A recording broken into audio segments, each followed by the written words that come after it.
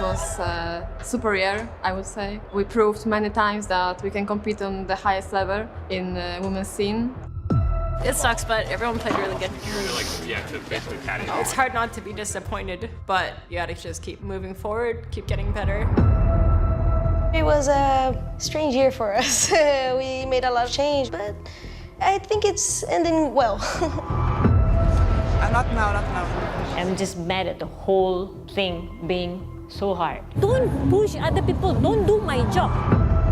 100% a very turbulent year, to be honest. Everyone is getting really close to us, but let me tell you this. We're never gonna lose until we stop playing Counter-Strike. This game, it's about time they lost, you know?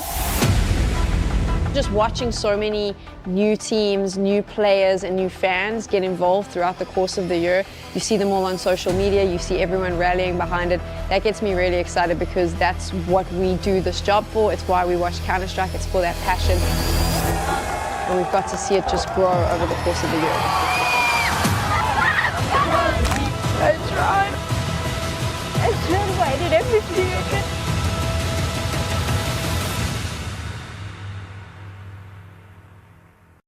ESL Impact is brought to you by Intel, DHL, Monster Energy, the United States Air Force, 1xBet, and White Market.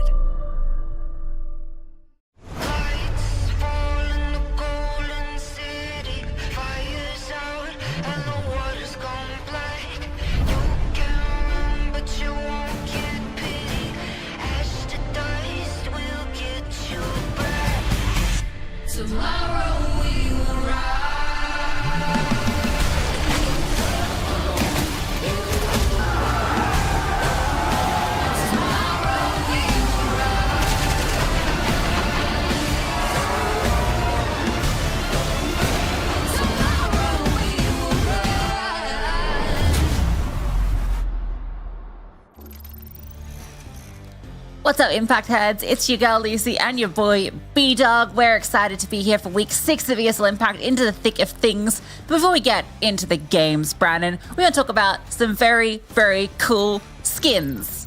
Yeah, look, we do. And obviously it's White Market. We said previously, look, we like to go over the little sponsor roles every single time. This is the newest appearance here. And White Market, look, it's one of those peer-to-peer markets. You can use the skins in the game until they're sold, and make sure that you can get them at any time and access to your inventory. There's no hidden fees when you're using this website as well, which is very important, to be honest, compared to a lot of the other ones that might have tricky things in the terms and conditions you always just hit accept on. So yeah, it's pretty good for that reason. Yeah, up to 40% cheaper than like the Steam market as well. So good place to get all your shinies, and we love shinies here. It's got all your regular features like your buy orders, and you can like, you know, look by float and find all the really specific niche stuff that you're after if you're into your skins. And you know, there's also activities and the like that are available. You can see at the moment there's this partnership thingy going on with referrals where you get some bonuses. There's some other bits and pieces coming on later, like a leaderboard and all sorts. Yeah, and there's also sort of Face It enhanced as well. I don't know if you guys have been playing Face It recently, but there's little notifications where you're doing missions, and they are all linked to White Market. That's this. If you link your Steam account to if you link your Face It account to White Market, then you get the chance to kind of earn some prizes that way. They give you like these little point tickets, and the more tickets you kind of have in your collection, the higher chances you are to win. There's 185 available prizes as well, and to be honest, the missions are pretty simple. It's basically play CS, win CS, get some kills, and get some headshots. Yeah, getting kills and winning isn't always the simplest, as we've found out sometimes, Brandon. But overall, very simple website. And thank you so much to White Market for sponsoring us this season. It's great to have some more support for the women's team. But yes, as I mentioned on the introduction, this is week 6, Brandon. We're into the thick of things, which means that it's do or die for all these teams. Every single match is going to determine whether you're going to the playoffs or not. Yeah, and it feels like every single game, like you need to win, especially where Group A and Group B have become so tightly woven together. We'll get into that in a moment because I want to tell you about all the games that are coming up. Of course, it's the 3 regions. Guild versus NIP coming up first here in Europe. Fluxo taking on GenKid 4M4 in South America, and WG Bandits versus Team Karma in North America. Team Karma's been featured a lot this season on the North American stream. Yeah, they have. They've been great. Brandon, I have to admit, I've learned something about Genkidama. It's actually Genkidama. It's from Dragon Ball Z. It's one of the moves. The 4s, I didn't click initially, and I apologize it's so late in the season that has landed for me, but that's what the name's referencing. I've never seen Dragon Ball. Sorry, guys. Yeah, well, it's a great series. Here's the standings. You can see we've got an insanely important game today because we're doing Guild versus NIP, as you saw in that schedule. Look where they are in the standings in Group A, Brandon. Both teams are 2-1. Bigger Keeper sitting 2-2. So it's really these 3 teams fighting alongside Pigeons for the top 3 spots. I don't think it's possible for Ents to end up there unless we go on some weird tiebreaker situation. So that means this game today, super important. Yeah, it is. And the fact that you're going to have a situation in which there's going to be 2 teams sat on 2-2, a Bigger Keeper, it feels like they're always in the running, but Guild is a unexpected surprise and a very pleasant one. Same with Group B. Look at this. Spirit 2-2, Let Her Cook 2-1. They play a little bit later on today as well. In fact, like kind of the same time as we've got the Guild NIP game going on. So we will keep you updated, of course, with all of that. Fearless Cheaters have been performing well. And Navi Javelins, the one next to their name, the first time they have ever lost in that group stage came to Let Her Cook. So it's spicy. There is an awful lot going on. And the fact that we're in a position again where we don't know really who's going to be going and qualifying through to Dallas. So there's an awful lot to play for. Yeah, also, NIP and Big Keeper are going to be playing next week. It's the classic last matchup of the season between them. So if NIP lose this, that match will actually decide which of those teams is third in the group. That's kind of the way you have to think about it. If Guild win this, I think they're guaranteed at least top 2. So a lot on the line for both these teams. Basically, if you win this, you should be going through at least that decider. And I want to know who you think is going to win. So if you're in the Twitch chat, make sure you drop those hashtags. Hashtag GLD for Guild, hashtag NIP for NIP. Yeah, pretty straightforward, that one. Yeah, I wonder who I'm going for. Let's have a look at the veto. Let's see where this one can sort of end up. And I feel like if you're NIP, they've been kind of refining, I feel like, the tools that have got them to the point that they're at already. I feel like the Vertigo is something that they're prioritizing quite a lot. Mirage has been in the mix as well alongside Ancient. If you're Guild, I wouldn't mind maybe... I don't know. Anubis potentially. I think NIP might ban that. Well, yeah, that is actually possible. Okay, Vertigo and Photo bans. These 2 teams did play a few days ago in another tourney, and NIP won that. It was a 2-1, so very close, but each map was very one-sided. NIP found a lot of success on Ancient, so I wouldn't be surprised if they go there again. And for Guild, it was a similar story on Anubis. So, and given they haven't, the NIP haven't banned it as you thought they might, okay, Nuke, that's left field. Yeah, I don't mind that. That's the first time we've kind of seen NIP on Nuke, because to my knowledge, they changed their perma, because it used to be Nuke, and then they've swapped it out. So this is going to be a first look for both me and you on this, so that's going to be quite fun. Anubis pick for Guild, I think, makes a lot of sense. This team's very good on this map, and it kind of gets the AWPer involved as well, and I know D7's quite notorious to be a bit of an Anubis god. So as for the decider, I feel like Mirage is probably the safest bet, and it does land on there. So I really like this veto, and it's interesting, and I think what's really great is the fact that new tournaments are now kind of stepping in, and we've got the fact that these 2 teams have played a few days ago, and we now know that it was one-sided. Which team's done their homework? Which team's actually gone away and learned from that best of 3? Well, the big question for me is Nuke. I think the veto favors NIP if we get to the 3rd map, but I have so many question marks about Nuke. I think yeah, so do I. The Guild are going to be like, well, WTF, because they don't play this map either, really. They went for the Vertigo ban to, get rid of that map from NIP, but I haven't seen Guild, this iteration of Guild hasn't played this map. The last time we saw any Guild playing on Nuke was like Season 3, I think. I think it's been that long, so I have a lot of questions. And we're probably going to get a lot of answers as well. Got something to show you as well, everyone, and it is Group A or Group Anna, depending on how you spell it. Obviously, we had this fun little anecdote a few weeks ago that every AWPer is called Anna in ESL Impact after Nato Safix put out a pretty funny tweet, and, well, he's not wrong. Take a look at the AWP stats from everyone called Anna. Obviously, Zana sits at the top for Big Keeper, but coming in second, it is Anna from Guild. And then Ramsin Anna in fourth. Yeah, I think there's a few surprising things here. I think the first one is that Anna. Yeah, have fun with this graphic. The first one is that Pigeon's Anna is number 3. That's kind of surprising to me because Anna is the best in the game. She's the best women's player in the last 2 years. Pigeon's Anna, right? Pigeon's Anna. Yeah, okay. God! Guild Anna, number 2. That's super cool to see. But I think also what I'm really happy to see is Ramsin with a 1.13 rating across this season so far, because we've talked a lot about her as an AWPer and taking over the position from Astra, who, oh, there she is, smile on the dial, who was a very impactful, high fragging, high output AWPer. Ramsin a lot more systems based is how we described her in G2.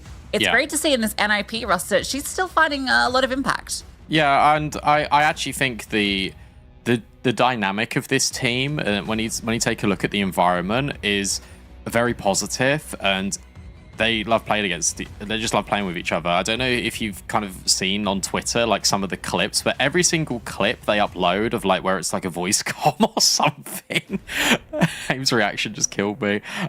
They're all laughing, and I feel it's really infectious. Like, I watch every single Twitch clip with NIP just with a smile on my face, because the vibes in the camp are so good, and that's only gonna make you perform really well. Yeah, absolutely. And Kiara, you can see her on the screen. She was the standout performer when these two teams met most recently. Actually, AIM was not far behind her, and that's good to see. I feel like AIM, she doesn't always have the roles that set her up to be a star player on this team, but she can find the impact when she's enabled and when she's having a good game. So it's good to see, the floor of this team, I feel, lifting a little bit, even if you've cut off a bit of the ceiling with Astra leaving. I think Jenkin as well has really gone under the radar. I think Jenkin has been, I'd even describe it as a revelation this season. I feel like her impact with the roles that she's got has really kind of elevated NIP's overall level, and I'm excited just to see the development, and I'm really glad it's come along so quickly. And speaking of development that's come along quickly, we've got to talk about Guild. Obviously there's the other Anna, but D7 coming into this team, I feel, was just completely evolved the way that Guild approach games, and they have really taken it up a level this year. Yeah, I've been super surprised, to be honest with you. Not to downplay them at all, but I was sleeping on them. I really haven't been blown away by Guild in the last couple of seasons, and I'm not sure whether it's just having a player like D7 who, just brings both a huge amount of energy, but also is just so individually talented, whether that's just elevated the entire squad, maybe the roles are fitting a lot better, but it feels like everyone's performing better. I'm looking at players like Pullux, for example, and Nia as well, who, look at that rating this season. That's fantastic from her, and that's not something we've seen in previous seasons. I think an underrated element that D7 would have brought to this roster as well is work ethic, and the amount of she knows what it takes to kind of get to the top. And I imagine, I'm not saying Guild didn't work hard, but I imagine with D7 in the mix, they are working almost in overtime to try and refine and get up to speed. And obviously with a few early wins, that can be a really motivating factor just to get up there. Thank you, production. Lucy, what's your prediction? I love that was pre-generated. I'm gonna go with Guild, actually. I'm on the Guild bandwagon now. D7 has always been one of my favorite players. I think that Anna's resurgence, Guild Anna's resurgence, has been beautiful to watch. Because, when I think we saw her, all the way back in season 1 Valencia, under the Godsent banner, and I thought this is definitely someone to keep an eye on, and I was a bit sad that we didn't see her for a while. She was playing in a few mixes, but never really got back to a LAN level team. It feels like this is that team. This is the opportunity to get back onto a stage, and I feel that there's a chance Guild can do it. If they beat NIP, they're in a great position to get one of those spots. We can see that, well, the chat favors you, Brandon, but pretty split on it. Anubis, little flyover. So we get into our first map of this series. It's interesting, obviously, to see an NOP on Anubis as well, because this is, again, a map they picked up very recently. They did play it before, but, again, it was out of their rotation for a while. This is fast. Immediate smoking towards camera. They're running through it. This is going to be a split straight out the gate onto the A site. Pollux overwhelmed immediately, and Kit Kat needs to retreat into A main. Yeah, this mini-map is a bit overwhelming, but so is Kit Kat. Ramsden eventually runs her down. Bomb planted. And AIM getting everybody. That was quick. That was sick. That was... Break it down for me. Take space in middle, smoke in towards camera. So inherently, if you're Guild, you think, oh, well, they're going B. And this is fast. Why are they in mid so quickly? Oh my god, they've run through the smoke. Pollux is overwhelmed. Kit Kat can't do anything. Has to walk into A main. Guess what? The flank's already being held. The dark rotation's cut off. You're dead. Yeah, that was pretty crazy. So blistering start to Anubis from NIP.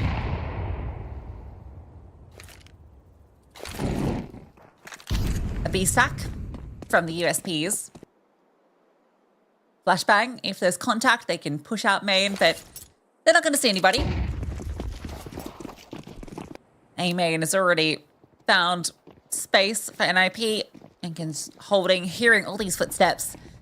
Licking her lips at the chance for some eco frag. Okay, what? Frag.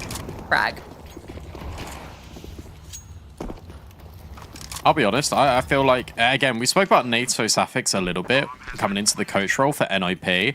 I think in games like this in particular, this is where he's going to show his value. Because pound for pound, NIP are better aimers than the majority of this Guild roster. So I want to see them really just up the ante, have all of this pace, and just have a really fast show in. Ramsden, that flash is a little bit wayward, and D7's found a kill, which should be okay as the Galils chime in with multiple success stories. But that gets a little bit hairy just for a tick.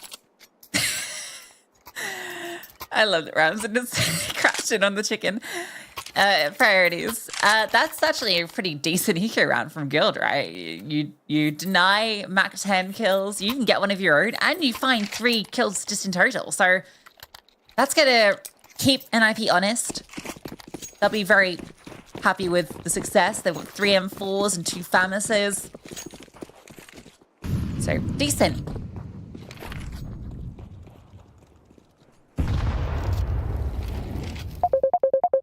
This is really good. If this is the pace we're getting out of NIP, I think this is going to be very difficult for Guild.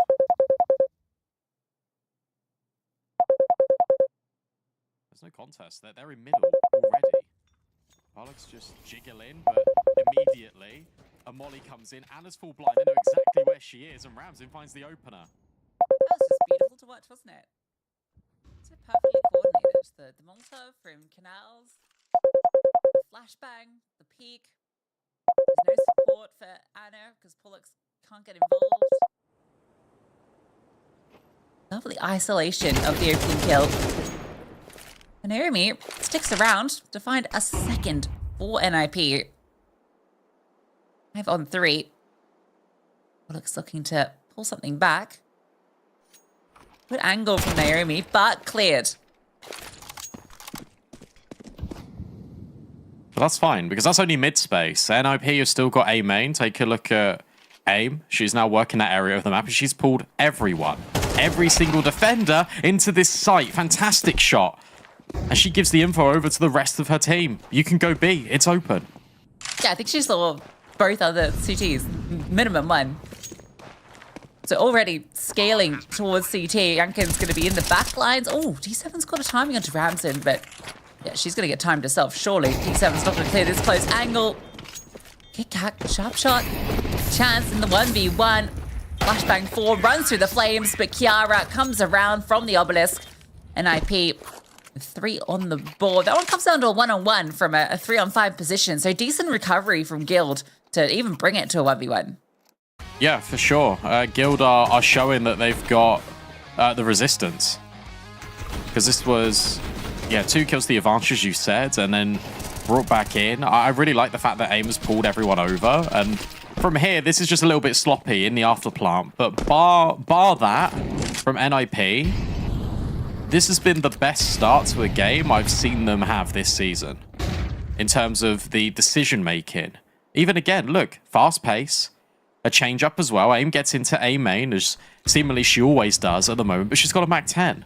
So even if she falls, she's once again just gathering clues, but she's not going to be alone. Everyone from NIP is coming over to this side. Yeah, call it AIM main. Nice. He's about to meet a few friends on the other side. And with the Mac 10, able to clear them up. Gara actually steals that last one, but they're just happy. No issues handling these upgraded pistols.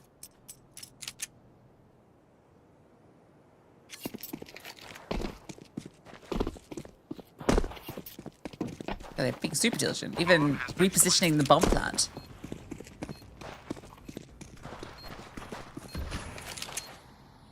There shouldn't be too much in this for Guild. It's just a case of keeping everyone alive and healthy. If you're NIP, and they do exactly that. 2 kills for AIM. Completely fine. She could even drop the Mac 10 if she wants to and just upgrade into an AK. Plenty of money to do it. 4-0.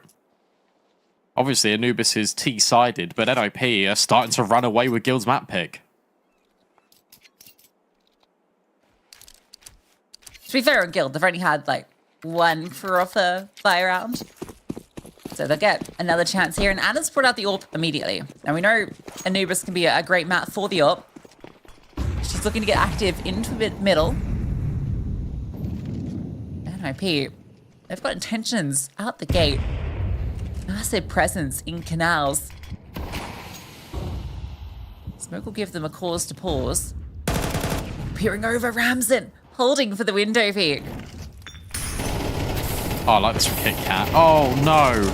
How did the molly spread to her? It feels like she was in the smoke. That's okay. She yeah. get hit. That's upsetting, though, because they know that she's in there. This is going to free up a lot of space for Jenkin. Kiara's just giving audio over, so backs are turned, and Jenkin can walk in potentially. It's a lot of pressure, but it's not actually Look at AIM. made Guild sweat. How does AIM win that? I don't know. She got dinked, and she still got the kill. That's almost unfair. Trade is there, but now the hit. Kit Kat back at the side in Glyph and getting run down. So many players, still stands tall for a kill. E7 fast on the approach, spotted. Now they can lock her out with utility.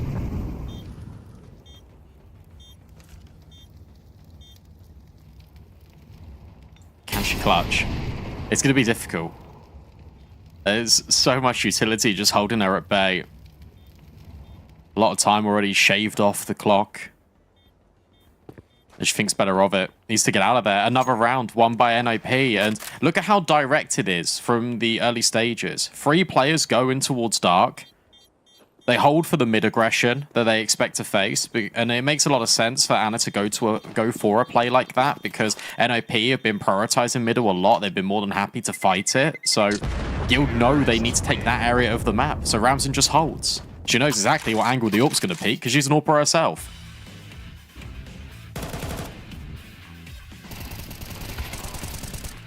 Drive peak. Results in the advantage for NIP. They always commit to their game plan there. There was never a moment where they, even with the utility from Kit Kat, keeping them at bay for a moment, they're undeterred. All but least recovered by D7 at the tail end. So there's something to be said. Means Anna has a lot of pressure on finding kills. Not giving her anything. No one in Canal this round. They go around Rugs to avoid her. Ramson, though, is gonna... What? Okay, that is not how I thought that engagement would go. I thought the AWP was going to have her for sure. Instead, it's the Deagle. Yeah, I guess that's okay. Yeah, I guess that's fine. I don't know how Ramson wins that. That's insane. Nice shot from Kit Kat. Pullix D7 now going A. Aim needs to be careful. Oh, gets eviscerated. Pullix now looking for another clothesline, but can't find it on Kiara. She needs to be careful herself. Low HP. Needs to try and run away, and it feels like if you're NIP, you're going straight into an AWP on B, but you're not. Instead, it's the Deagle of Nia, but she can't find anything with hers. And Kit Kat now reveals that she's also in Temple. NIP don't need to peek this. You don't need to peek that, NIP. You're both low. This retake is on. And this retake feels favored. D7 with the kit. Kit Kat would be better off swapping to the pistol at this stage. Flash forward. They know where minimum one player is. Well, now they know where both is. D7 gets the first kill. Time ticking. Inca needs to be found. Tap the bomb. Surely a swing at some stage. She's going to put a bait for it. No, she is. Has to confirm that D7's not on that bomb. The D7 clutches out the 1v2 to get Guild on the board. Again, that's another example of NIP being a little bit rough around the edges where it comes to afterplants. The AWP fires off at Temple. 2 players are low. And this was a half buy from Guild. The last thing you need to do is give them opportunities by committing to that swing. Well played from D7 in the end as well to clutch up that 1-on-2. Just baits out Jenkin into having to peek. So they will get one back. That's and the just money with the saved AWP as well. Yeah, saved AWP. So look what that's done to the money. Whilst there is reinvestment here for NIP, they're not quite a breaking point, but it is close. Seeing a repeat of that round, 2 rounds prior, with 3 players early towards dark.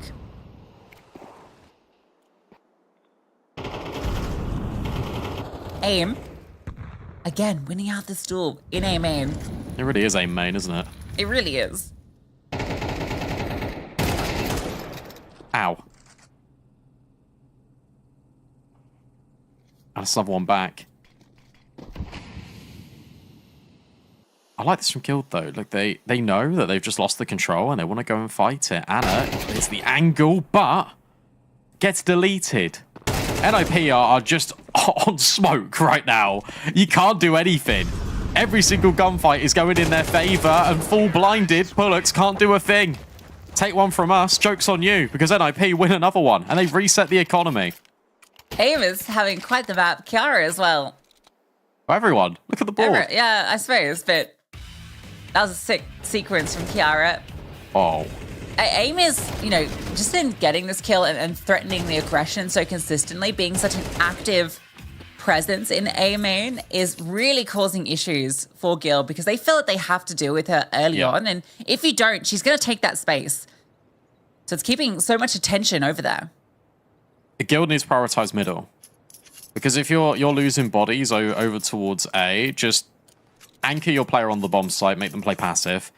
That way aim is, in essence, sort of losing all their utility and making the space a little bit redundant towards A main. And if you lock off mid, then you kind of funnel NIP into a position where if they go in towards A because of the space that AIM's created, well, you've got players in quick rotation. Maybe if you put Anna on the AWP in middle as well, she could then lean in and peek from camera. But Guild just needs to kind of pick their fights right now because I don't think actually A main is the solution because every time you walk into AIM, she kills you. But can she kill the author? That would be a cool thick. Maybe a boost. This is a big hit. Potentially. All squad showing up. And Guild are running that double A setup because of all that pressure that AIM has consistently been applying. This time around, it's much more passive from her, though. This is really good. Sorry. This is really good micro. I didn't want to cut you off, but I've really got to highlight this minimap. Because look at what NIP have just done. They've put so much pressure over towards B, and they're waiting for these reactions to come in. AIM the entire time has been at rugs, because she is waiting for someone to push. This is really clever, especially when you know the money's weak. Yeah, with no push at this moment, you feel that it's not coming from A main. It's actually dark. 2 players have gone for a looky-loo. Seeing a single thing. Oh, the timing, aim, it's perfect. Naomi catches the second play up through dark. Nia has a lot that she needs to do. As simple as that for NIP. A beautiful round. They keep getting better every week. That's impressed me the most. And that is NATO Sapphics influence right there. The complete start to finish blueprint of that round is textbook Counter-Strike. You could not make that round more perfect if you tried. The only difference would be if Naomi stays alive. The fact that you're applying so much pressure because you're trying to invite Guild to go out towards A main and you've got a player on an increased elevation waiting. And then at the same time, if you're NIP, you've moved all the way back to worry about mid to hold for it and also have players locking out B main. Guild cannot look for information. They don't know what's going on. And when they do, they're walking straight into these AKs at long range. I cannot compliment this round enough. This is the best round of Counter-Strike I've seen out of NIP. High praises. Deserved.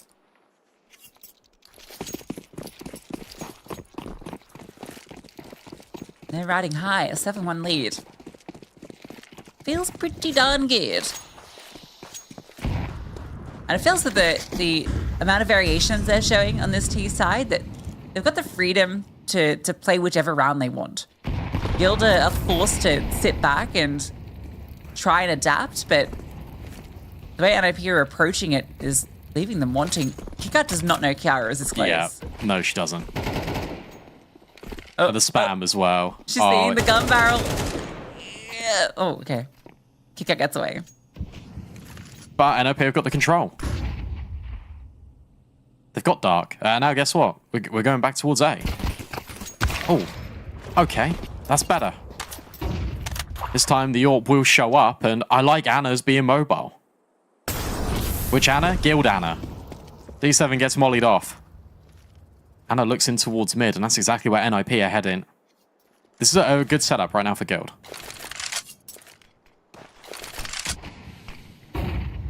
NIP gonna apply a small amount of pressure, but they're not committed to this play. They've actually decided B is their objective. And just as Guild start to move pieces through CT, KitKat tucked into Glyph, gets hers, and that dink onto Ramson should be enough unless a 1 versus 5, 10 HP.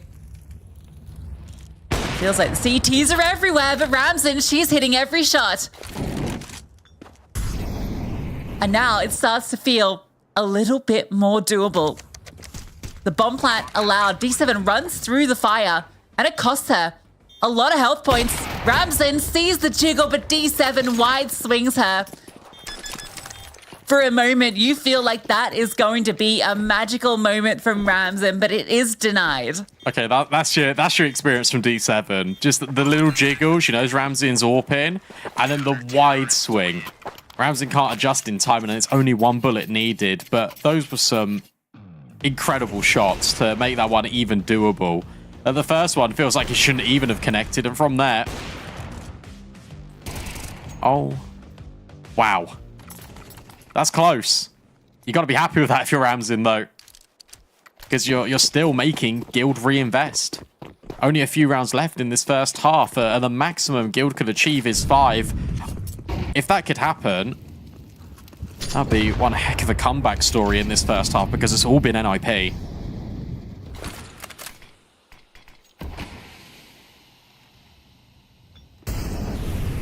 Mid, again, being threatened.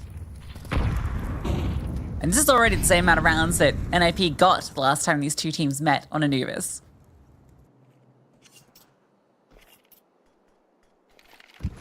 Kiara has crept very close in towards middle. Ahead of the util, but flashed doesn't matter.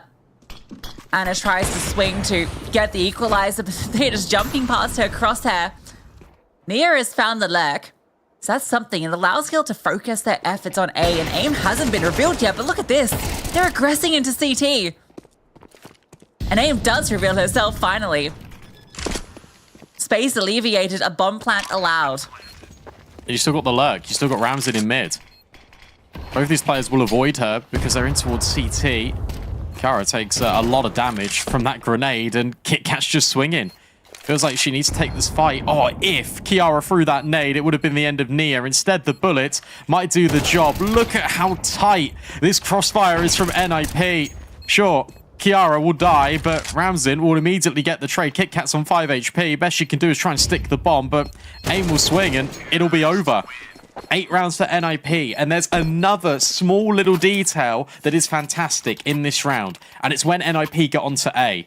Notice how the smoke at A main was incredibly deep. D7 is in that area of the map, and AIM knows this because she's just been smoked off there. So NIP, rather than take the fight, what they do instead is they come in towards CT, they cut off the rotation of Anna, who's already been smoked off from Temple. They're being proactive, and they're dealing with the outside forces of the site rather than dealing with them within. And that means that Guild can't rotate over and help D7.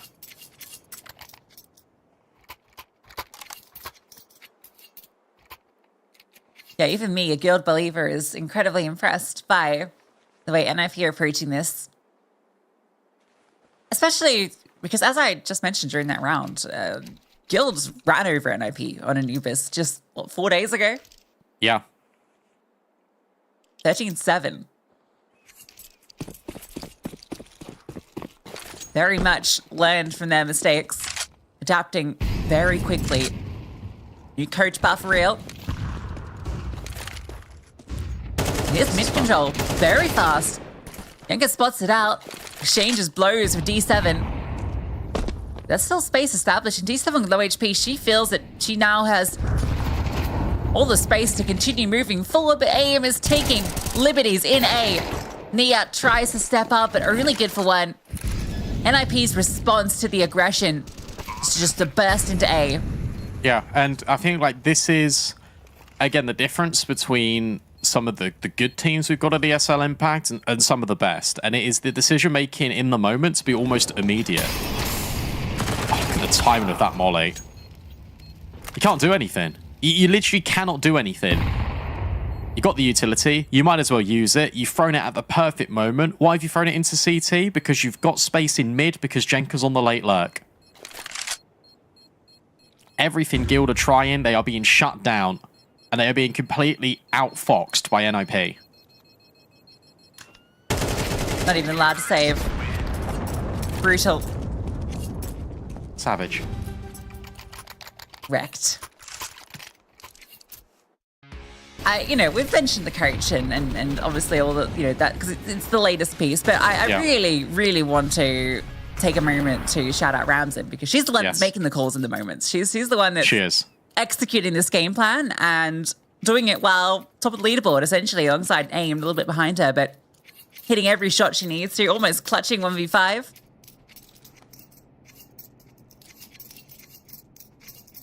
Is it too late to change my prediction? No. Actually, no. As in, no, you can't. It is too late. I think, actually, on that conversation of predictions, I want to VAR this, so I'm not going to claim that it's true, okay, but sure. I will go back and review it. But I think in Europe, because I know I got one wrong in South America because I thought Atrix could maybe upset, and that was a little bit of a gamble, but I always said they were going to be a dark horse. I think I've got every single Europe prediction correct if NIP win this. I think you might have got one wrong in maybe a Spirit VV game or something like that. No, because Spirit won. I feel like you might have got something wrong. Listen, I just do it for the entertainment, all right? I do it to start the discussion, to create melodrama. Yeah. Make it seem like we don't get along, that we always disagree. I mean, it's true, we do, but I also want it to seem that way. I want everyone to know that. We don't disagree all the time. No. Well, we're agreeing that this is looking great from NIP. This is fantastic. And I feel like that the big conversation I was going to have actually with Ramsden, just kind of circling back to that original train of thought, is I thought it would be one of two things. It would be she would play really well in terms of like her impact and her stats, but the calling would be a little bit awry. or her calling would be fantastic and then the numbers would take time to sort of build up. But it's been both. And I think that's been the biggest surprise for me. The fact that we're getting a really good game plan out of NIP, and also Ramsin is a consistent AWP piece, because it was big shoes to fill, right? Especially with Astra, because Astra was putting up fantastic numbers, and also NIP were evolving the most under her leadership. So to kind of have a big factor leave the team, and then you reinvest and rebuild with a player that has played with the whole squad before, and we know she can be a fantastic AWPer, is probably one of the smartest roster moves. And we all know everyone made roster moves. Yeah, I think it's cool to not just, obviously when you change your IGL, I mean, it's not cool, but I guess it's worked out well that you've also changed the coach at the same time, so that you've got this kind of synergist approach to the game that can, wow, what is it? Synergist? Is that a word? Synergize? I just made up a word. They got synergy? Anyway, that's completely my trail of thought is lost after that. Yeah, it gives you a lot of room, a lot of freedom when you make both those changes at once. It does. And again, you feel like pieces would be sacrificed for the greater good. And what I mean by that is it's either the structure gets changed and as a result players take time to kind of adjust to it, or you have the approach of where it feels like Ramsin's getting the best out of all of her players. And it almost feels like, I guess, a parallel you can draw from Shuhei with Mouse Sports, where it feels like since she's come to this team, AIM is performing incredibly well. The twins, you can't really distinguish them, not because they're twins, but because they're also putting up really big stats, right? Jenkin coming into form. Every single player on this team is having either a resurgence or has had continued improved development. And whilst we are praising NIP, we're going to go back into the game, but in map 2, I want to talk a lot more about Guild, because even though this is currently a blowout on map 1, I've been so impressed with the philosophy that Guild have got as well. Yeah, so stay tuned. It's your regular scheduled glazing for NIP for this map, but we've got Guild coming up next. You brought it up. All right. Last round at the half. Guild. Where's this going? What? Oh, okay. Yeah, that is a smoke. Oh, is that for front dark? Okay. Yeah. That's pretty sick. What's she lined that up with? Like, she's seen the clouds and gone, oh, that one's a cumulus or whatever. You know how you do toggle it so you get the lines that go like oh, probably, yeah, all the way across and up, yeah, so you can line with things off the screen. Or sometimes you'll line it up with like the actual smoke grenade in their hand, like where it lines up against like the wall. Yeah, the pin. Yeah. It's a device for that cool one at Chengdu that immediately smoked the molly in mid. Anyway, the action's in B main, guys. Straight through. Nia under pressure. Kickback gets one, but Naomi has found both of them. Opening up the bomb site. A difficult retake. Decent has a kit. Pullux, if she finds this kill. Here we go. There's pathway through. Naomi's low. Oh, so is Pullux off the back of that high explosive grenade. They're going to be funneled. Ramsin has open lines with her up. She's not missing too many shots today. Anna and Pullux, 1-1. It's Naomi with the final kill, 3 in the round and 10 on the board for NIP.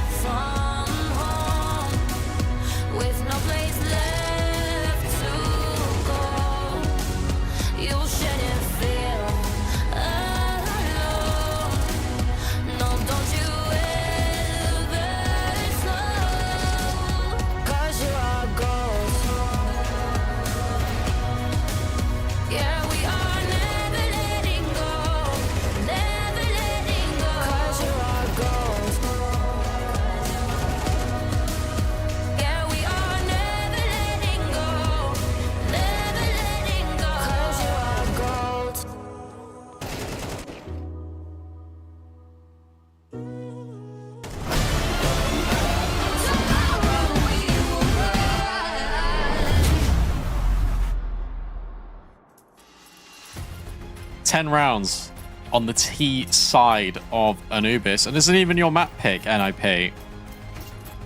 Why gotta do it to him like that? Guild, need the pistol. It's necessary, otherwise we are moments away from going to nuke. Yeah. 10 is phenomenal hard from NIP. Yeah, getting a bit aggy. Having a peek, having a pod, having a perk. Feeling a sharp one between the eyes. Yunkin has to drop back. Anna has slipped close. I don't think Kiara knows about this, but Anna chooses not quite to strike. Hoping that maybe NIP might go for another info gathering mission. I think that might be up B main that they seek to do so. That's a good disengage away from Dark as well, because you were losing that fight because Jenkin got dinked. And now they're going to use her to gain as much knowledge as possible. And where she doesn't see anything, they can just rotate immediately. They're going to be here ahead of the hit, and that's also helped out by aim smoke. That's going to waste valuable seconds off the clock. Now, there is a world in which Guild can reset into B through Anna. That's why Kiara is here, and that is why Jenkin is also in the window. 1 kill before she falls, and Kiara now needs to back off. She's been dinked by Anna. Yeah, great space from Anna. That's the perfect response. So you almost walked into the stack, but she gets ahead of it and finishes the job she started. So player advantage as the bomb is planted. Naomi, she spotted Anna. Able to get an easy kill onto the low HP. Keeps it even. Clock in favor of the T's. Flash over the top. Pullix sees the first, but Ranson hits the shot. D7 with 1 back, with 2 back. It's aim out from Dark. Oh my god, D7 with the drive-by. Every single round Guild have won has been because of D7. You had that retake, the 1-on-2. You had D7 again causing chaos to earn the second round in another retake against Ramsden to deny the 1-on-5. And then here, she's just gained 3 kills in the afterplant. Most impactful player on the team for Guild by a country mile. Let's go put NIP on the eco. 1 flashbang to set up players in mid. Or instead, actually, they're just going to stack it.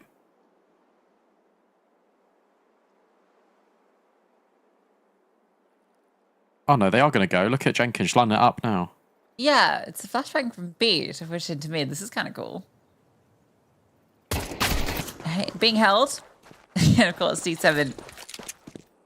Adding a few more to her tally. Why not?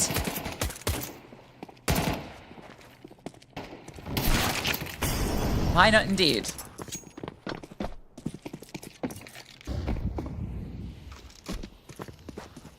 Yeah, this one's now just only a matter of time. And will they allow D7 to get the ace? No. Anna wants some kills as well. Okay, so pistol conquered. Anti-eco, not a problem. But now it's the gun round. And now we get to see what NIP have been workshopping on this half. Because we saw how inventive they were on the T side.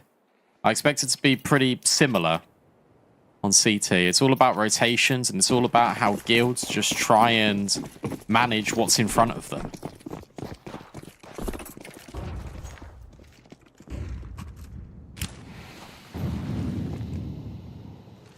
It's a lot of Galils.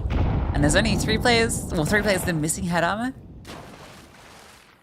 It's pretty nifty.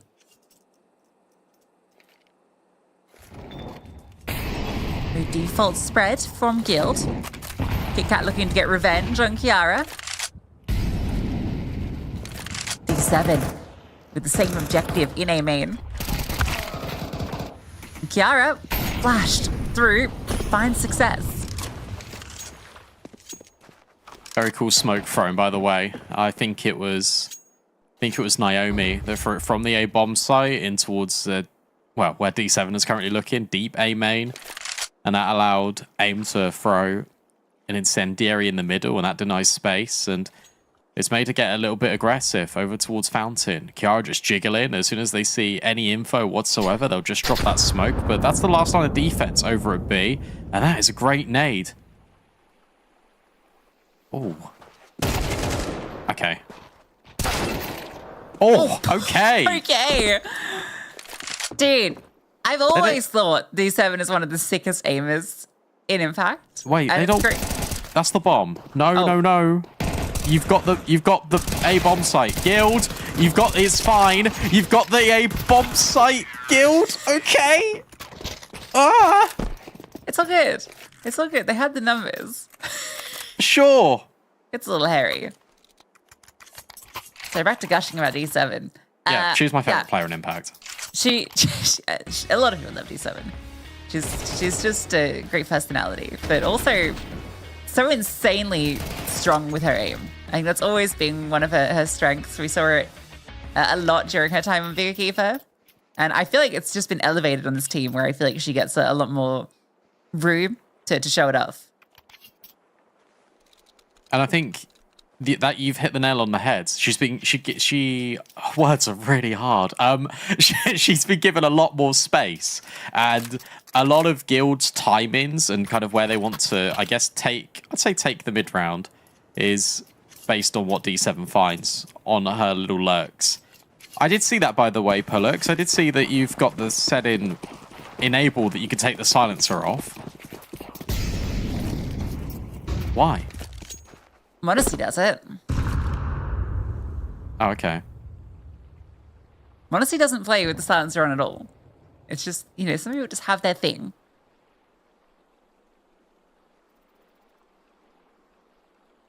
I was like, in Simple for a bit, like, unscrew the silencer off as USP. Yeah. You thought it was cool for like a few events. I think it's placebo, but it weirdly works. Yeah, Modesty does the same. It doesn't do it as frequently with the M4, but the USP 100%. It's all about the mental game. You know me. Okay, Felix thought about going around the corner. There is a bit of a lack of information for Guild at the moment. Looks like they're just going to set up to split onto B. Lack of info shouldn't be a big issue, given they just have the superior weaponry. I do worry a little bit about Dark if D7 falls, because it's the AWP that follows her. This boost. Ooh, damage, no kill. Softened up for the 5-7 to strike. Me up with 2. Kiara, her Deagle strikes for 2, and Naomi gets one as well through the smoke. Oh, Naomi, a follow-up. And maybe walking into the stack is going to be a problem, because AIM comes through and NIP steal that one away. Oh, that's painful. That really is painful with your Guild. And just as we're praising just all of the space they've been taking over the previous round, they walk in towards mid, they get the control. But NIP, they just gamble. Because remember in the previous round, even when Guild had the space, it didn't matter. They were still set on their desires to walk in towards the B bomb site. NIP just gamble. And it's the right read. Those shots from the twins are just unreal. And that's the round you win to put you up to 11? Sure.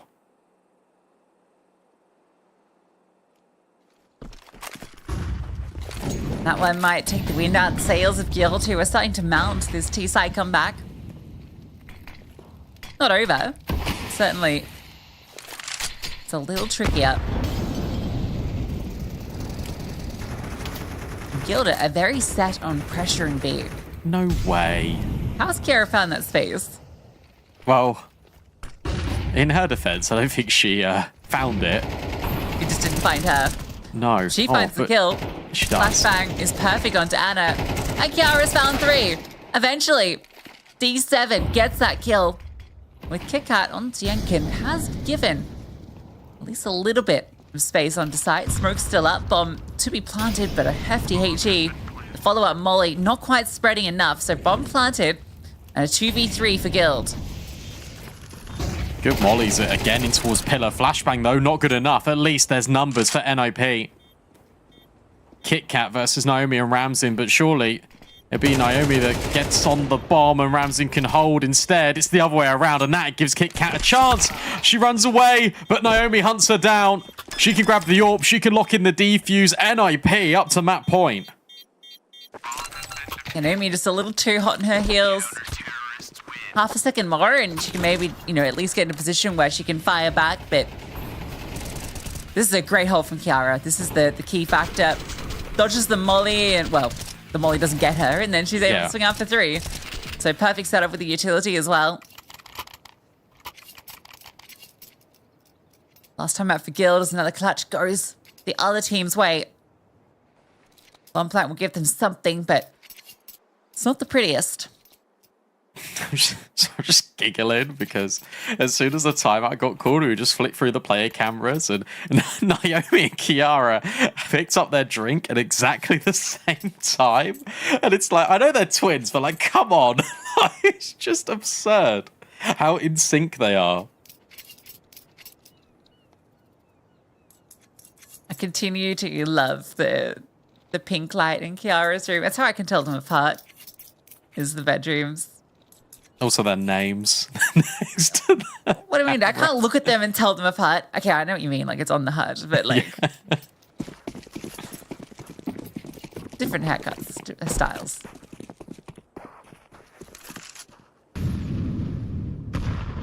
But very similar in the server, 15 and 16. So yeah, look at both look at wins. all of them. Yeah, they're all sisters in arms.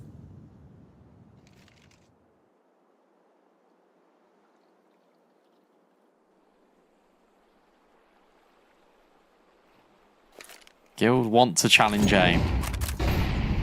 Kind of feels a bit dangerous. As soon as she sees the flash, she drops the incendiary. Oh.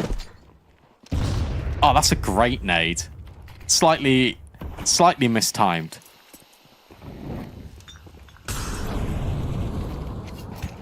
Oh, you have more. You can't come into A main whatsoever.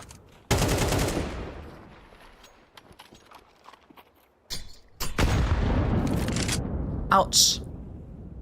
These utilities. Very upsetting for D7.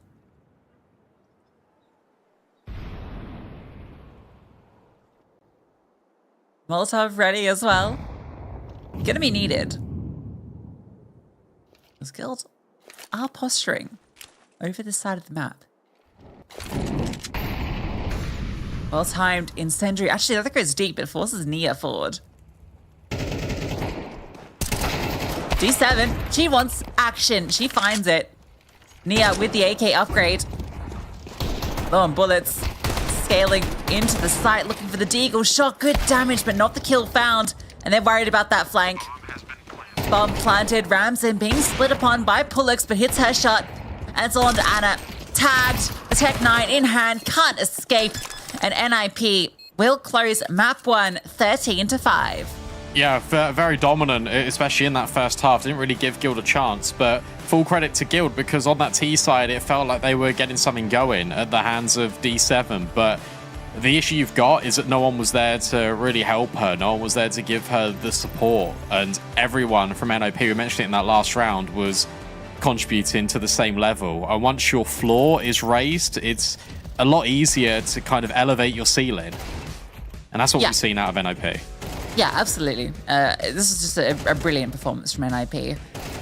Guild, they needed more CT rounds at the end of the day. That's what was missing. If they had a little bit more to work with, I feel like maybe there could have been something to be said because this T side was actually looking pretty good out the gate. You know, it feels like it was definitely doable, especially with some of these rounds coming as close as they did. I think both the last 2 rounds of the map were 1v1s in the end, so it showed how close Guild were taking it to NIP. They just didn't have a lot to work with.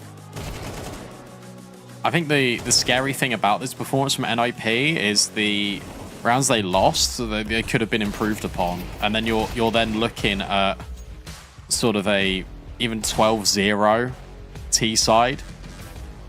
Like, I think that's actually how dominant it was, because it was a couple of Afterplants performances where they were a little bit far apart from each other, and then there was just a clutch. So there's improvement to be made, and I feel like that's the exciting thing for this NIP team, is they look this good, and they know that they can be better.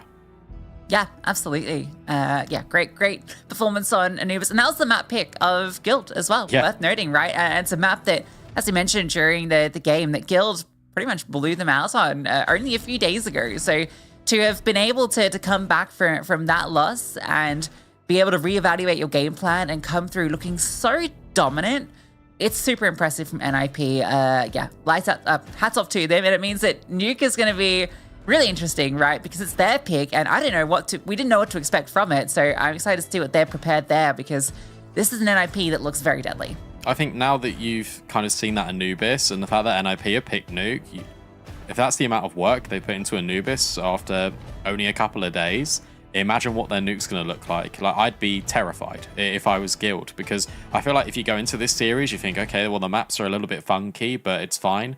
If you're Guild, because you've got Anubis in your back pocket, that has been like just slapped out your hands, basically, and now you've got to recover. Sure, you'll start CT side on that map, but we've just seen the T side of NIP on Anubis. I'm worried for Guild. I'm just going to say it bluntly.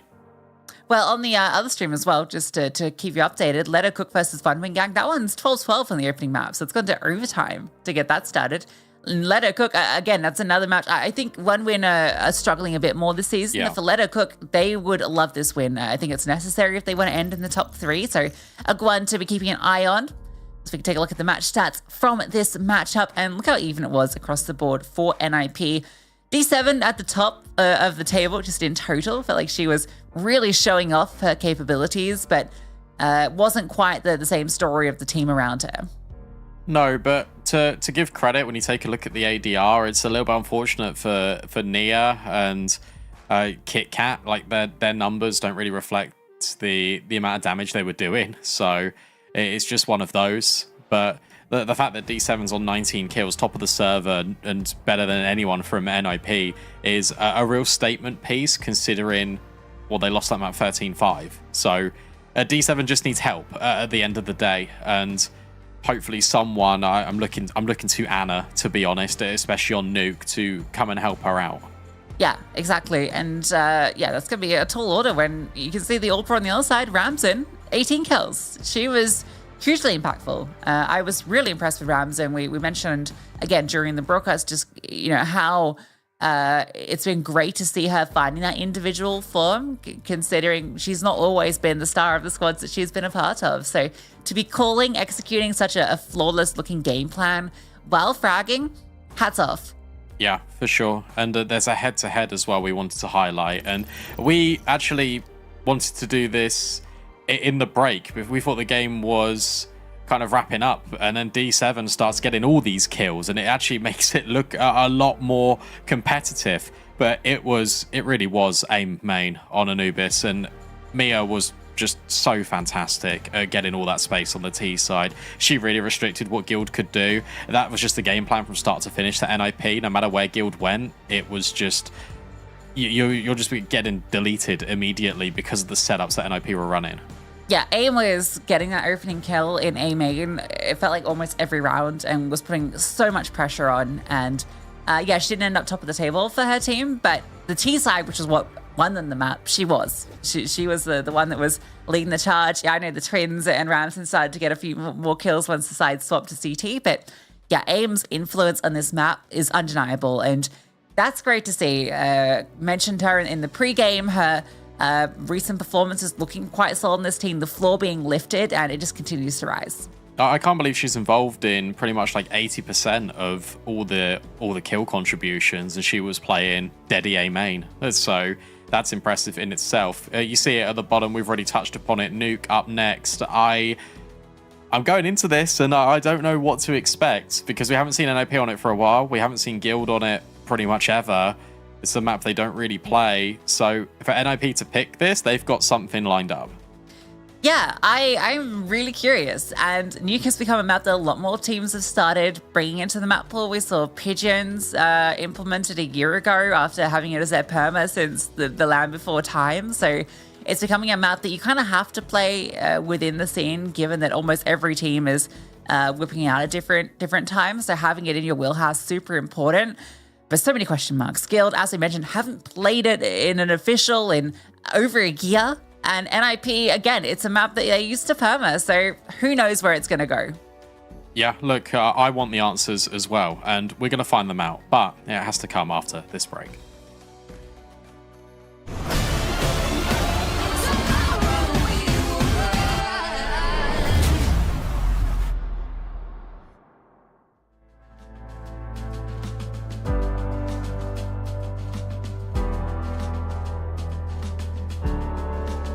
I start a fire, strike a match. In all this light you see just who I am. See my raging flames take over land. Don't try to pull it out, 'cause you can. Come and try to push me, I'll raise up like the phoenix of fire. There's no doubt in my heart, 'cause I am living my own way. So I make it to glory, slowly fighting my own shame. I've got this spark in me, showing me all I can be.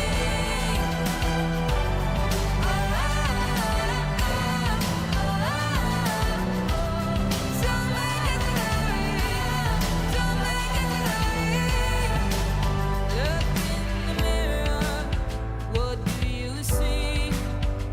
I hope someone that you like to meet. I watch my image grow every day. I'm reaching for the galaxy. Come and try to push me, I'll raise up like the phoenix of fire. There's no doubt in my heart, 'cause I am living my own way. So I make it to glory, slowly fighting my own shame. I've got this spark in me, showing me all I can be.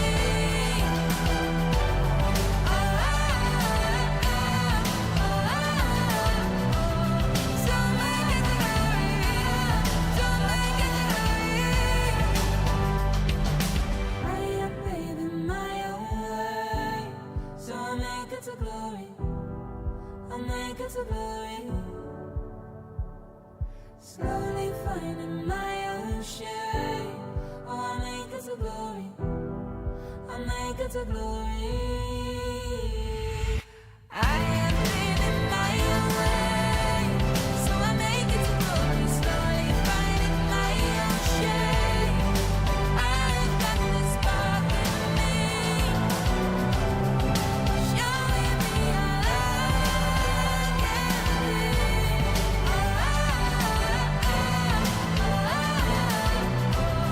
Don't make it glory, don't make it glory.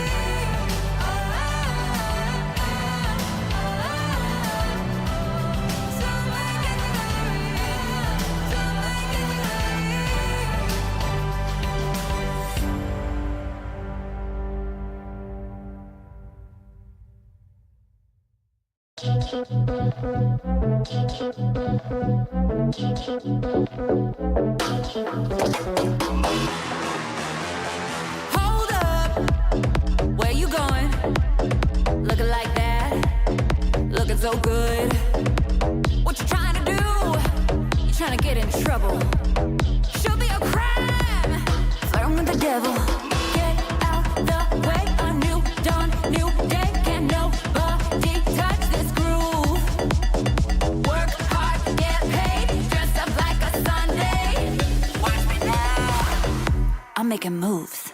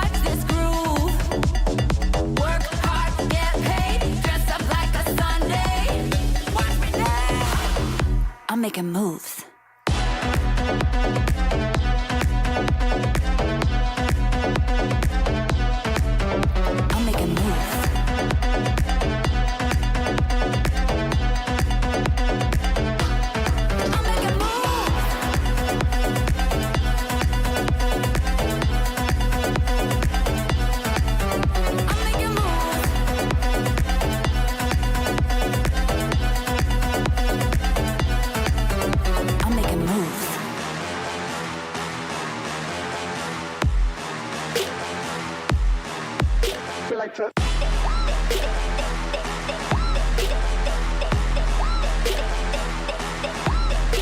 making moves.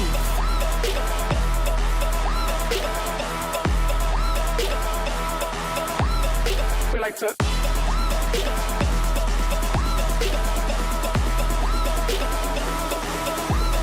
I'm making moves.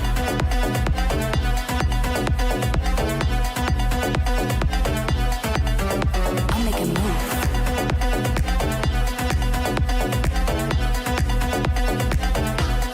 I'm making moves.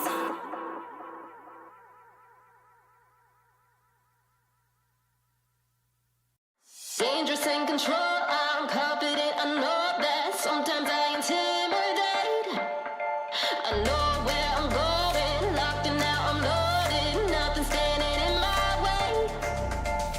Lip fuse, I'm burning and I'm about to explode. So here I go, too hot to handle, killing the game. You're gonna know my name. Baby, I'm a bombshell, so bombs away, bombs away, bombs away.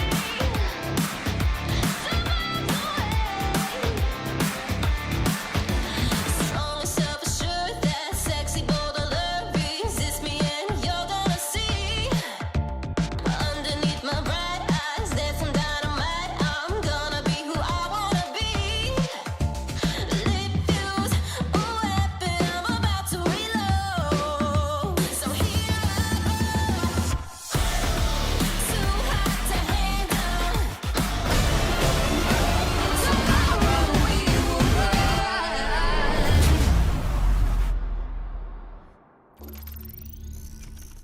NFP, keep it clean on Anubis. We go to Nuke Brandon. We started to paint the picture. There's a lot of question marks. Did a bit of deep digging. Had a look just to confirm my suspicions on these two teams. Okay, so we did see NFP actually played this in the last 6 months. In fact, it was only a week ago, and that was against Fearless Cheaters, where they won 13-5. So that's the first time they've played it that we've seen in 6 months. A domination from Naomi with a 2.34 rating. Absurd. On the other side of things, Guild, now this is cool. This is cool. Guild played it also a year ago, and they beat G2 Oya 16-10. So, I don't know what to expect, actually, from my research. Both teams can win it. Yeah, I'm just smiling because I had exactly the same, and I was going to make this bit about how I've been digging and I'm a dog and that's what I do. I had some information bones, but you found it before I did. You're way better. Damn it, we should have coordinated. Yeah, that's fine. Look, we're on the same page though, because you're completely right. It's one thing for sure about Nuke and NIP is that the Twins love this map, and those are the players you're going to keep your eyes out on. To be honest, I feel like there's a lot more questions for Guild. Fast play in towards Hart, and Pollux with the Julies has found 3 kills immediately. Nade will finish the job onto Nia. Now it's Kiara and Jenkin. They're going to try and run ramp down, but Anna is out of there. Tucks herself in the corner, has a poke and a prod, and waits for her teammates to come into support. This is messy, this is chaotic, and Jenkin can't see a damn thing. So D7 will end her reign of terror just for now. Kiara versus the entire roster of Guild, but of course, it's D7 and Kit Kat. They just about get that pistol over the line. Yeah, Pollux really pulled the trigger on the dual Berettas. What a triple kill from her. Set up for success, and she absolutely obliterates them. Felt like she never stopped firing. Let's watch that back. Kill after kill. Oh, they line up for her, which helps out, certainly. HE was beautifully curved around the site. That one actually gets surprisingly close, all things considered. But it will be Guild with the pistol. And they got the bomb down then. So that's a dub. Can it be denied? Oh, it will be denied. Unlucky. Yeah, good attempt. I like the fact as well, just Ramzin goes to the right-hand side because she hears the vent drop. That would have been calmed over as well by her teammates. Naomi's getting tricky with it. Would love a kill. Feel like she would find one onto the MP9, but no, Nia adjusts just in time. Flawless from Guild. And bomb plant disallowed, so that's a great round for Guild. They did invest a bit more into utility into that round. I think maybe considering NIP potentially could have opted for a force because it came down to the 1v1. So that means going into this round, this bonus, Pyjamas and MP9s.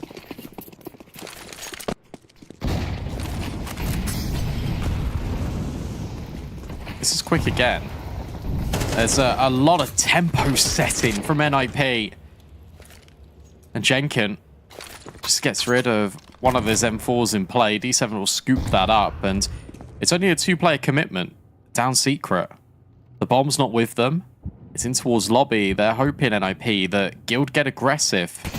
In fact, it's just Kit Kat over here by the control room windows. Drop of the molly. Jenkin can't progress. But the fact that Jenkin's been seen is pretty good for NIP because she was the one that got the kill initially. Nia versus Kiara up close with the MP9, and the timing, it looks like it's going to favor Nia. The defensive aim turns around. Oh, aim does, but it's too late. D7 with the M4 doubling up. Nia continues. Utility coming out the vents. Kiara tries to scale off it, but D7 gets one back. They do at least find the space, but they don't have the bomb.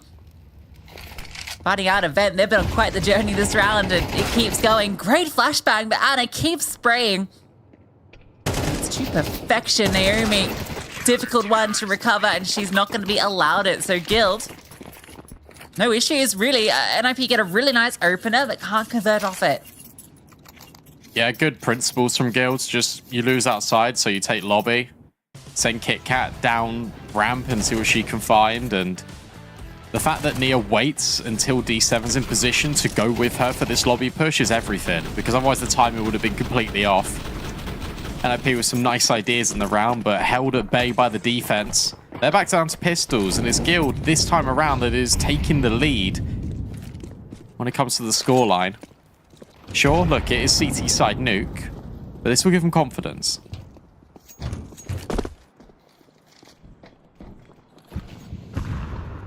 Something that they definitely feel like they need. Nice kills from Pollux. Is threatened to be overwhelmed, but supported. Ooh, okay. Does actually get run down. There's enough players here that it's not going to get out of hand. Kit Kat with a double. It's good to see Pollux getting off to a strong start. We saw the pistol round. Couple of nice shots hit there with the M4. She was part of the Godsent roster that did play this map quite a bit. Aurora was particularly fond of Nuke at the time. So the team might not have a lot of reps on it recently in officials, but some of the individuals definitely like this map. Yeah, they do. And they've also, this time, given support to D7. As you mentioned, Pollux is there, Kit Kat's immortal at the moment. Pollux this time starts out at back garage, D7 drops the smoke, and that would incentivize NIP to go straight into Pollux's angle. It's good layering in this round from Guild. But NIP are patient. They've shown already, just in the first gun round, they're more than happy to sort of bide their time. See Ramsin posted outside, Kit Kat having a peek yet again alongside D7, gets forced into the engagement, but I was going to say that's where D7 can trade. Instead, it's a transfer from Naomi. She's not slowing down. There's no one to stop her. For NIP, though, they're very disconnected. Only in lobby. Naomi's going to group the vents. They have space on A. Oh, Nia, the molly, it burns just onto her at the tail end. That's so unfortunate, but that's a great shot from Anna. Pollux swings through for a double. And NIP, it looked like they had the space onto A, but it was all a ruse. Guild were ready to strike. Yeah, that's very clever from Guild as well, because as soon as Naomi gets those 2 kills, D7 only sees her on the death cam, and where the bomb's not planted, where there's sort of no audio where it comes to the doors swinging open, control room windows being broken. It just means that Guild can remain in their positions. They're not sold on the idea, and they're completely right to think that. Great shot from Anna in those replays. Yeah, it's a sick shot. Timeout called, and also gives us a minute to talk about the other game. We said that Leonard Cook and One Win went into OT. One Win edge out that map. They win 16-13, and Leonard Cook could be in jeopardy because even though they've beaten RV Javelins, they might be giving the first win of the season to One Win gang. Yeah, and you feel like you've done the hard job in beating RV, right? That's setting you up for a top 3 finish. They've still got one more game after the One Win game. They'll be playing Spirit in the final week, so even if they lose that one, they can bounce back, but winning here would all but guarantee a top 3 spot. As can be said for this game.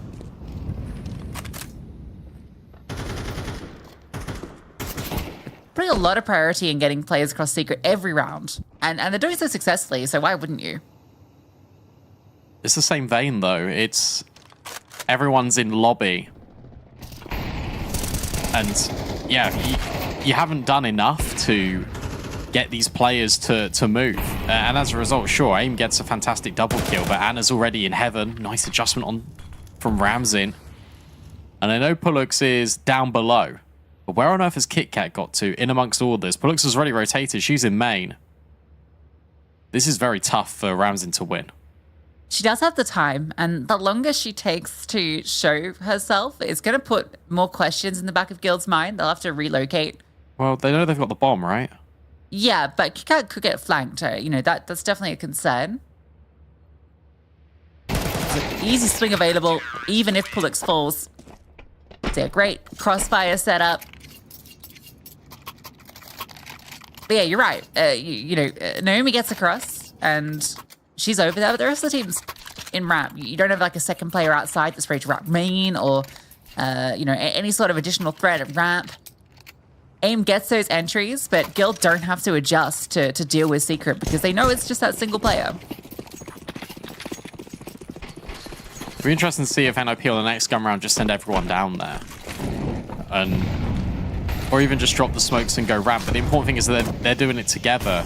Because right now they're relying a lot on pushing and pulling these rotates. Fantastic flashbang. Pullux doing her job. Expertly handled, assisted by Anna. Sure, again, AIM will grab one. There is a pathway down towards B, but D7's already here. Surely she can deny. Here's Ramson coming, so prioritizes that kill, and actually the bomb not committed. AIM gets the kill. So maybe there's something to be said for her. Smoke available, so bomb plant and post plant can be set up, but the lack of HP is going to make it difficult. Not to mention the player disadvantage. So uncertain about where Guild are, and in fact, faking the bomb is only going to give Guild more time to get into position. Still allowed to plant. Oh, gets away, and it doesn't peek wide enough to see her. And AIM's got to piece this together. Knows that presence has come from ramp. The second Molotov should be the signal that both players are towards ramp. Anna is holding her in control. The swing, it looks for a second like maybe there's a timing as Anna starts to move. She was always ready for a player in control. Where's this first half gone, by the way? It feels like we are just beginning the map, and immediately it's 7-0. NOP, they picked this. They feel very confident in the pick, especially after taking down Fearless Cheaters and Vilga at the helm in a very dominant manner. However, with that being said, they haven't got anything to show for it against Guild. This has been fantastic. A real team performance out of Guild, which is exactly what we were asking for before the map went live. Yeah, whose map pick was this, by the way? NIP's. Anyway. Nice.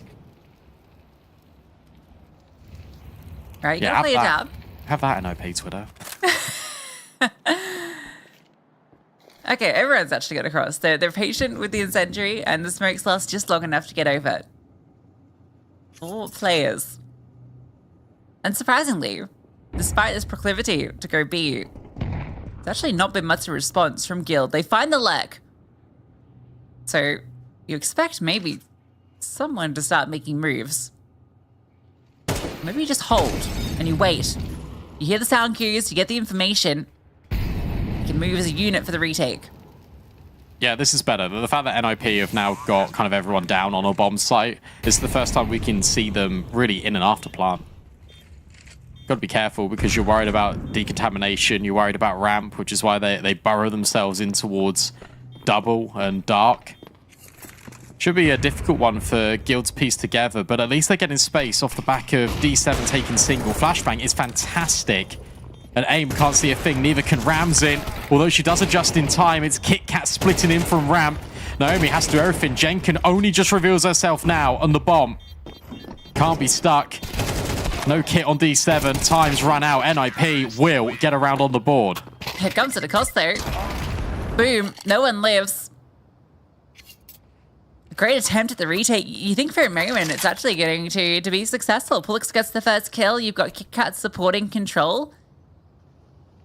But the position in towards Dark is too hard to deal with. D7 fighting for her life out there. Anna with the orb in an uncomfortable fight, trying to clear the second player in control. NIP will finally break through.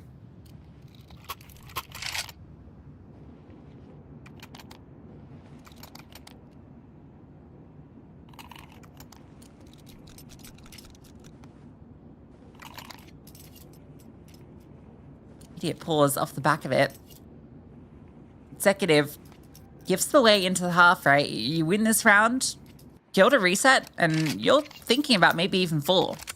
I think that's why the pause was called as well.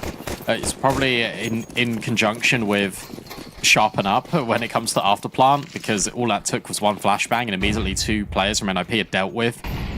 But this is a very important round, as you mentioned. Diag smokes lined up, D7 at the top of hut, looking and peering just to see if anyone asserts themselves into Squeaky. Nothing doing so far. And the change-up. This is going to be an A split. Jenk and Naomi are about to come through main. Utility being set. But this Molotov's wild. Just to give space. And yeah, they're straight in. Beautifully executed. The Molotovs creating so much chaos. There is fire everywhere, and NIP are fighting around it to perfection. Anna started a secret. Thinking that that's where NIP were going to go, because that's where they've gone for 8 rounds in a row. Saving the orb, the #1 priority. Cat maybe can catch an exit upgrade. NIP will get that second round. And we talked about where that's going to put Guild. Saving the weapons at least gives them something into the next round. NIP are finding that way back into this map. That's the conditioning showing off, but it feels like NIP should have run rounds like this maybe 2 or 3 rounds ago before it gets, I guess, psychologically such a deficit. The fact that it's 7-0 and this is the first time where you go, okay, here's the adjustment. Let's have everyone go down secret. Okay, now we've shown that. This is where we go into main. The rounds in kind of the timeline order are really good. It just feels like they're a little bit too delayed kind of in the overview of where they should be, if that makes sense. It feels like this should be happening sort of 2-3 rounds earlier. Yeah, really cool round there. I think it was executed beautifully. All the Molotovs. Well, here we go. That's a fun run boost. Anna gets quick on top of Garage. But she, bailed out by the flash. Quick movements to get away. That could have been a deadly end. She's the only one that can really contend in this round. Smokes are making it difficult. Naomi's wrapping. Anna's feeling the pressure, knowing that they could be on her at any moment, and there it is. Hunted like a shark. Kit Kat with the only other piece of viable weaponry.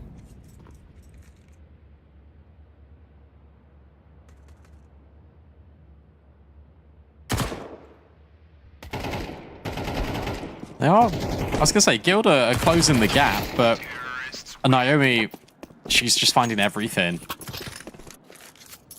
But that's 3 rounds now with 3 different variations. It's the same smokes, but this time you're going through garage rather than main. And you see that Anna isn't ready for that. So it's the same, but slightly different each time. NOP handling that one with ease. If they're able to stabilize and get 5 rounds here, like I'm not worried about the map. I feel like they would have done their job, especially recovering from such a blistering start from Guild. But I wonder how much Guild are now going to be aware, because it feels like NOP have kind of shown all the cards in their deck outside. We haven't really seen this variation though. Similar to the round previous, but it's just the one player in Naomi who's going to be lurking through these smokes. The AWP supporting it red. Anna definitely feeling that threat once more. Doesn't want to get shot in the back of the head again. So NOP have made them uncomfortable. They've established full control outside. Look at Heaven. Oh. Dink through the railing.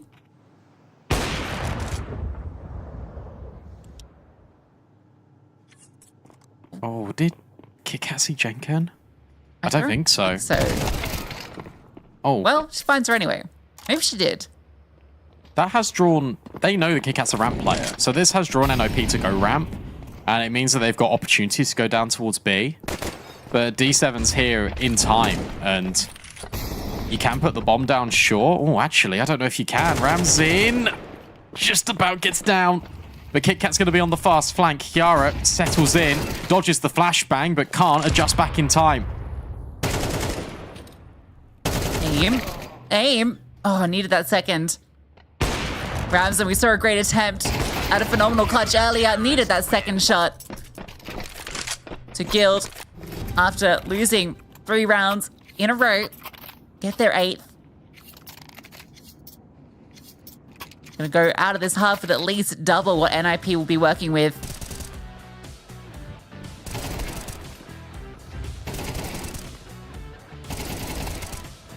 Was a good round by Guild, because again it's NIP that are trying to just disorientate them.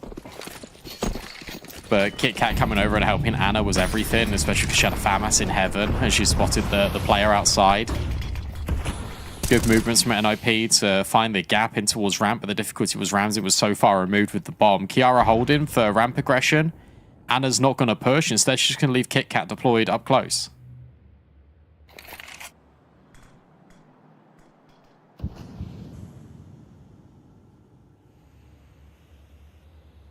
Ramp has not been a priority by NIP. I think that's a really interesting thing to know for this T side. Outside of the pistol round, it's been often neglected. Uh-oh, Kiara. You're doomed. Guild recognizing that, again, outside has been the play for NIP. So look for this lobby lurk, and then you can focus your attention. The AWP rotates. Smoke, and a nice kill for Anna. Yeah, and she's even got KitKat supporting her as well. Oh, she's now caught 2 players with utility out. Bomb not even down. Guild retaking the site before NIP can even establish presence in Naomi. Left to her own devices, and there's just too many players. 9-3 half for Guild. They mean business on their CT side of Nuke.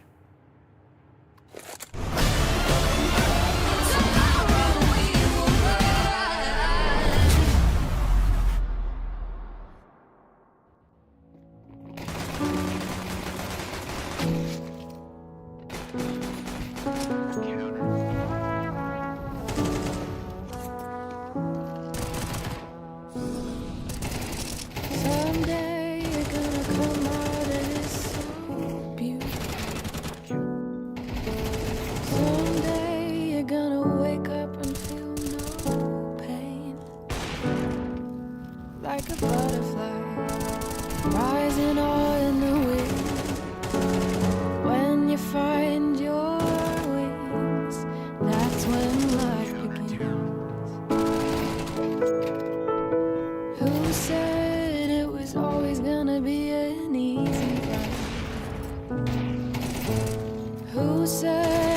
know it's never gonna be no pain. There's a lullaby floating all in the wind. When you found your wings, then your life begins. Hold up the freak flag, fly it up high. Blood on the walls, ain't gotta live a lie.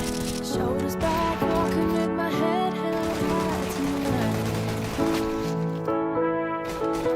Put on my best shoes, now come out cold. Swim against the tide, won't do what I'm told. Back in the ring, 'cause I'm chasing down gold tonight. Back in the ring, I'm chasing down gold tonight. Back in the ring, I'm chasing down gold tonight.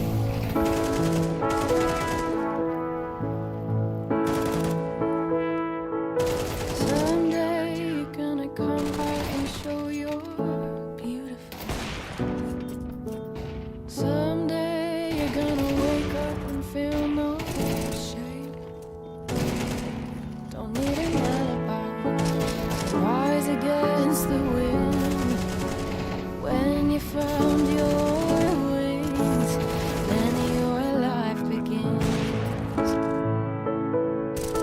So hold up your freak flag, fly it up high. Blood on the walls, ain't gotta live a lie. Shoulders back, walking with my head held high tonight.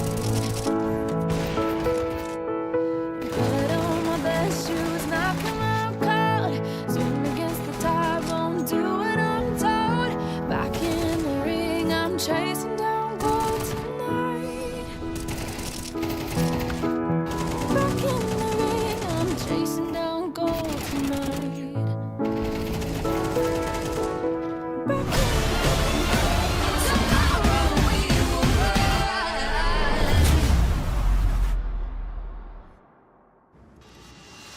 We had a lot of questions coming into this map of Nuke for both of these teams, but now I just have one question, Brandon. Shouldn't I be a pick Nuke? Yeah, I feel like they should have. I think it's fine, especially after recent results. I feel like the ideas were here. It was just executed a little bit off the mark. But now we know that Guild are pretty dominant on this map, and you should maybe avoid playing them. Pistol necessity. Now for NIP. Nades about to be lined up to be thrown in towards this A bomb site. Everyone about to run through Squeaky. And Hut. Oh, Pullux, Nana, and Hannah again. That is your A site loss to double wrap players nowhere. He is locking them out as well. This pistol, looking like Guild want to lock in. And should be doing so. That certainly helps with this dominant scoreline, getting both the pistols. This one, a lot cleaner than the first. Yeah, absolutely. I mean, this was just a very simple take on towards A. The utility not dodged, and the timing for Guild just to run out Hut, and Squeaky just completely crunches the bomb site. Not really too much to be said. NIP now feel like they have to force. They feel like they need to grab something back into this map. And on Anubis, they were able to get things going with Naomi and Kiara's Deagles. So they hope to kickstart their campaign on the CT side of Nuke almost immediately. And they need to. Otherwise, hey, guess what? We're in a similar scenario where it's one-sided maps through and through. And then we go to Mirage.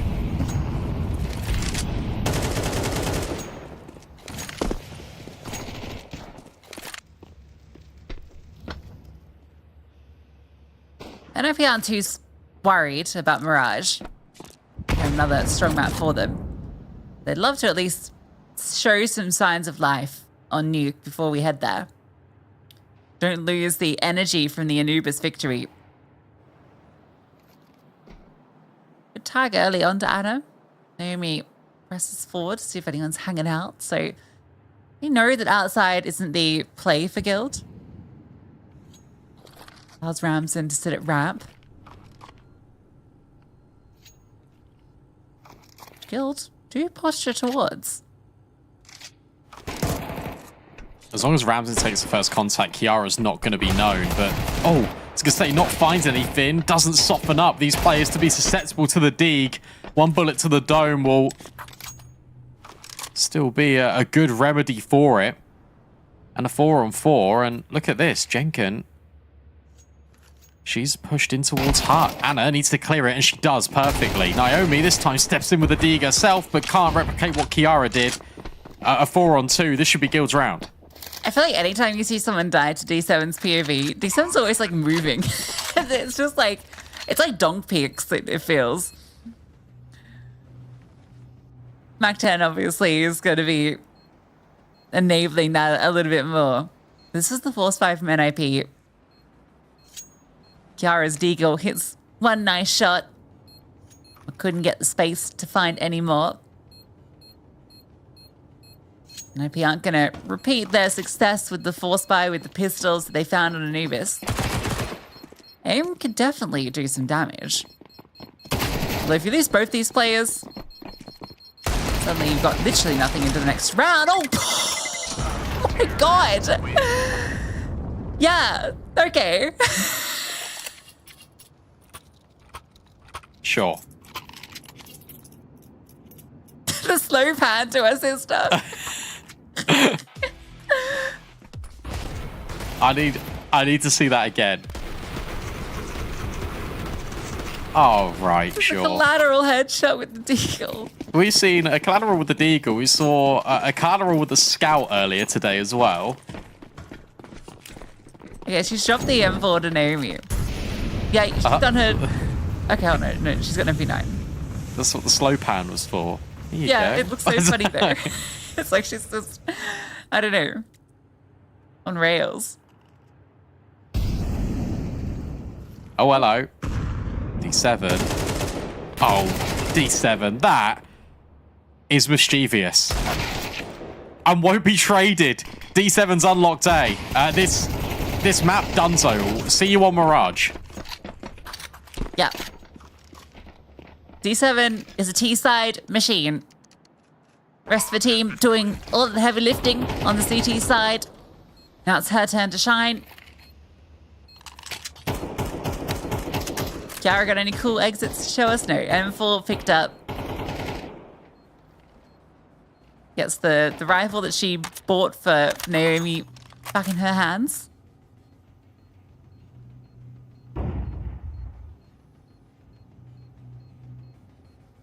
Don't know if she'll be allowed to hold. Run out by the MP9 and, well, bullet punch. It sucks. Bullet punch. It's a moving Pokemon. And this was just a devastating move by D7. The fact that she doesn't die here and just hits the insta headshot onto Ramsden is salt in the wound.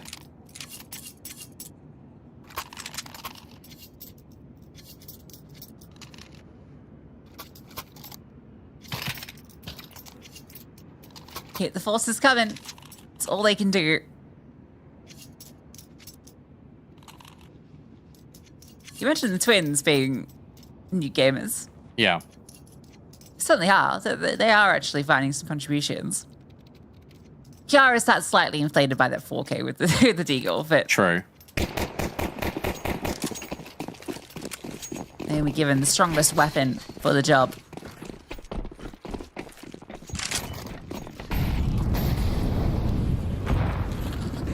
It felt like the game plan on T-side let NOP down a bit.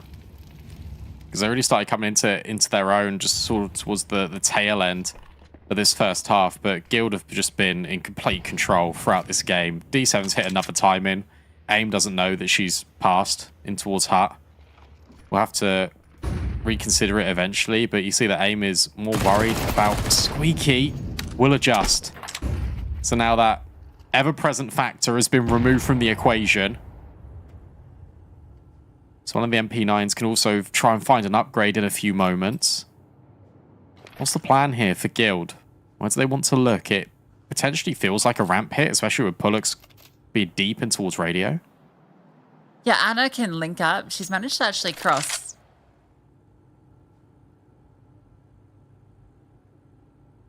can get past Ramson, oof, which you can, Anna catches the player that had rotated, and a follow-up onto Kiara, straight into her grasp. You want to give it a shot, Aim? Oh, okay, yes. And a different result. Naomi, Pyjamas, looking for the head. That's a great shot from Aim. Oh, and a follow-up. Aim in the name, aim in the game. Kit Kat, the only one remaining, not enough bullets, and she gets both to close it. Guild taking their opponent's map pick of Nuke. Yeah, by storm as well. And if it wasn't for Aim nearly finding an ace, then that was the only thing to really write home about on that CT side, apart from a few highlight moments for exit kills that don't really matter. What a result and what a turnaround in this series for Guild. We asked the question, well, they haven't played this in a year. What are they going to do? Well, absolutely destroy NIP. Yeah, first official on Nuke with this 5 roster. First in CS2. And, well, they're showing they're certainly capable of it. We knew that the individuals have had strengths on Nuke before. We know Pullux and Anna were solid pieces for the Godsent puzzle back in the day on this team. It's been so long since we've seen them on Nuke. NIP thought they had a curveball, but they're the ones that end up dropping it. So impressive. I feel like this game, it really came down to NIP having the right ideas, but pulling them out at the wrong time.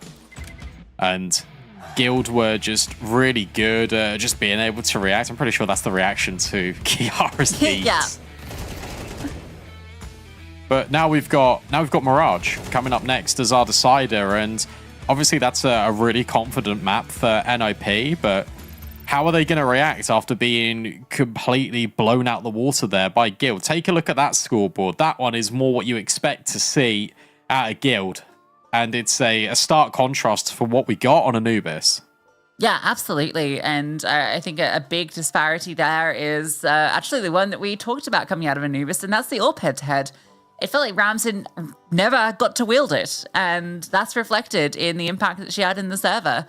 Anna, on the other side, though, having a field day. Pullux also providing plenty of kills in D7. As soon as it comes to the T side, she's just unleashed on a whole nother level. Yeah, Naomi was consistent throughout, but outside of Kiara's 4K with the Deagle and Aim with that close to ace at the end, it's incredibly one-sided.